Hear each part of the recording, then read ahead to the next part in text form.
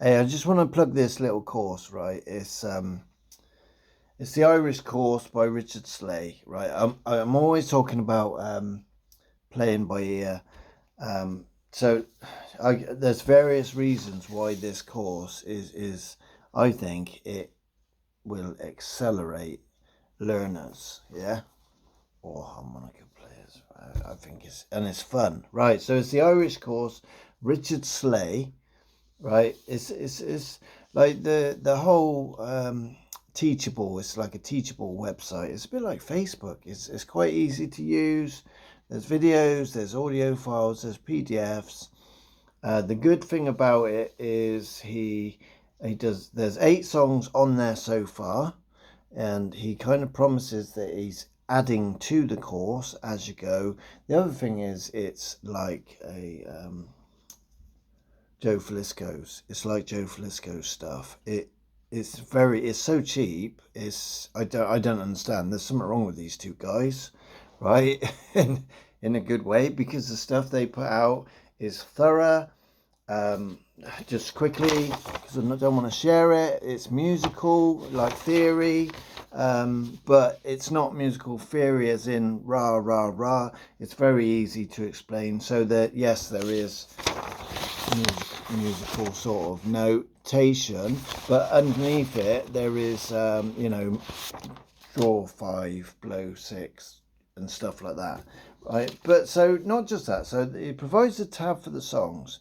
Now normally I say to people, learn songs by ear.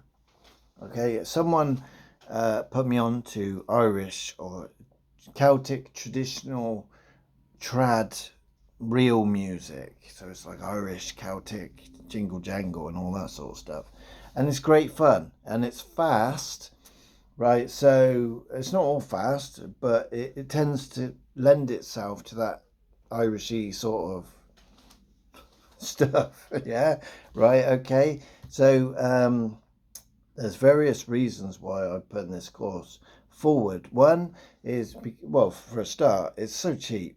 For two, it gets you. He does it with a couple of songs where he's sort of singing the tune. Now that sounds like he's going to be saying lyrics. I don't think there's any lyrics to this stuff. There probably are lyrics, but this is instrumental because we're dealing with instrument harmonica.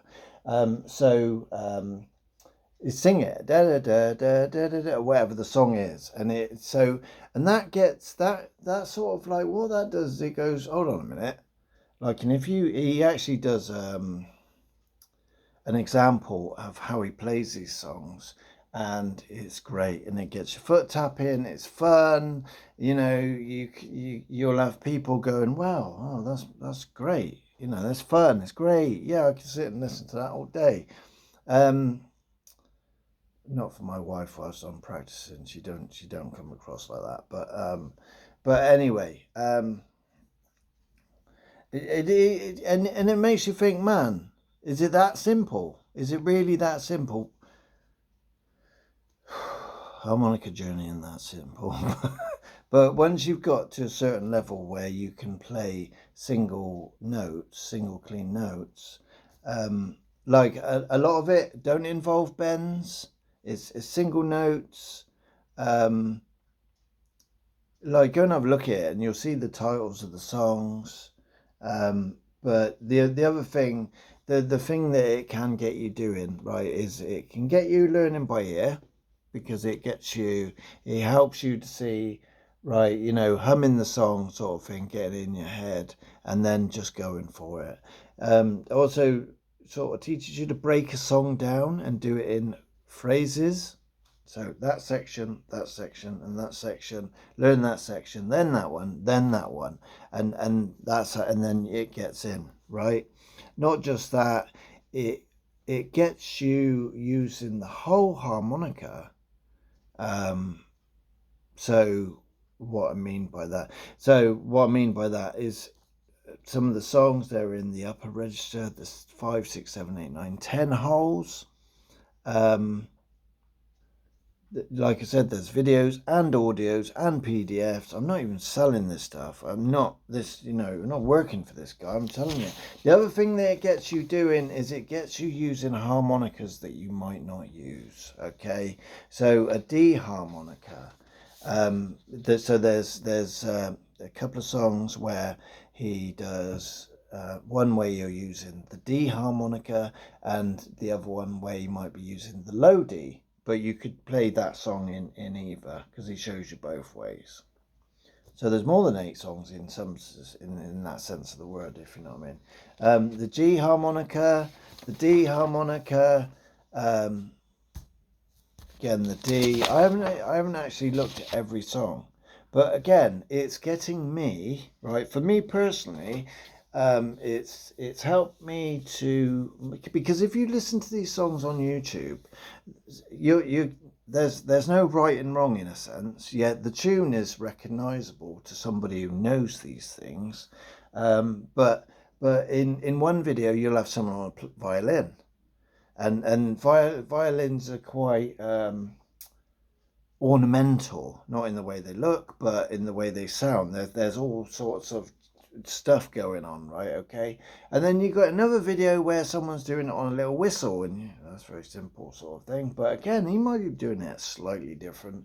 And then another video you get someone with a drum, a violin, a tambourine, a washboard, and violin and a harp, and they're all going for it, and again it sounds slightly different. So it sort of gets you to identify the bass of the tune, and then you can add your embellishes. Okay, so what more can I say about this course? It's like the Joe Flisco stuff. I strongly recommend Joe Flisco stuff. It's fundamental, and when you get there to his website, you're like, oh yeah, okay, I gotta pay some money. But it's not. Wait, I don't know if I've mentioned this course here. It's like £12. Okay, it's like, how does this guy even make a living? Do you know what I mean? Same as Joe Flisco stuff.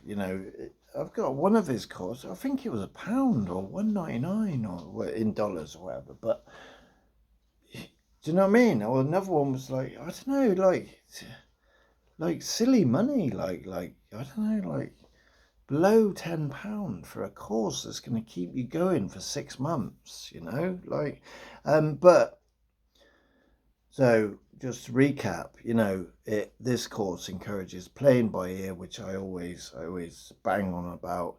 It gets you in the upper register, getting to playing those notes that the blues harmonica doesn't always lend itself to, maybe, or some of the holes that we might avoid.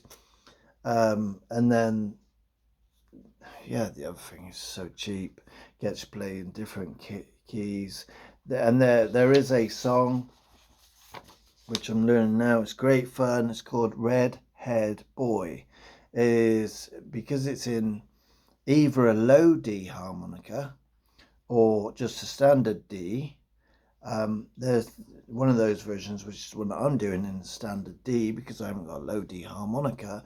It has some bends, so that's where I'm at the moment. Is I'm practicing my bends, and what a great way to do it in the context of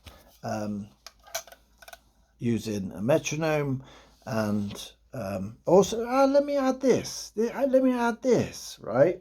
Because I'm doing Tomlin's harmonica school, right? Like, before I started this Irish course, right, I'm doing this on the side, just let's give me a bit of excitement, like working on something that's learning, sort of can do your head in. So every now and then I get learning this thing, and not just that, it gets me learning about culture and all that stuff. But anyway, let me say one more thing. Before I started doing this course, like I started to learn about 3/4, a song having 1, 2, 3, 1, 2, 3, 1, 2, like that. Yeah, it might sound simple to you, I don't know, it weren't to me. But then I also learned, hold on, is it 6/8 or something? So 1, 2, 3, 4, 5, 6. I didn't know there was such a thing. I just thought it was 4 beats and that was it. Everything was 4 beats. That's all I thought was going on here. Yeah, but it's not. So, and then lo and behold, this course. So there's a 6/8 and there's a 2/4 here. 1, 2, 1, 2. Oh, I'm thinking, what's that all about? So I'm learning about that stuff, and there's 4. Do you know what I'm on about? Time signature. 1, 2, 3, 4. 1, 2, 3, 4. It goes throughout all of music. All music has a time signature. All music has time going through it. Even rave music. Bang, bang, bang, bang, bang, bang. And no matter what music you're on, it has time signatures. I just wanted to add that on. This is opened up my world a bit more also to the whole business of time signature, and it sort of teaches that. You listen to him counting into the song and you're thinking, he's off beat. What does that mean? Well, then you got to figure that out, sort of thing, and you're figuring out what's going on with the timing and all that sort of thing. So I think I'll end it there. Be encouraged, harmonica players. There's a big world, and I was told by a guy called Bob. He did say, get onto this traditional, real music, and he said, then when you're playing the blues at a later date, he sort of said you'll be far greater than them, but I'm not far greater than anybody, but what it has done is it's got me to play faster, right? And I haven't sat there with a metronome sort of timing, we're trying to do everything faster or trying to copy Jason Ritchie like that. I've been playing a song in the context of a song, which then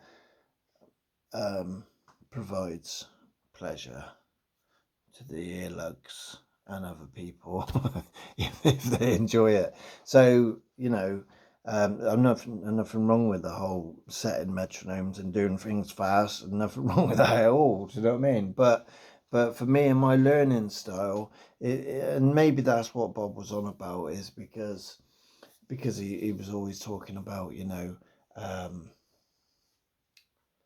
playing something challenging and then being able to use it in the context. They call it a session where you join in with other people. I'm not at that stage, but there you go. I'm going to end it there before I waffle on too much.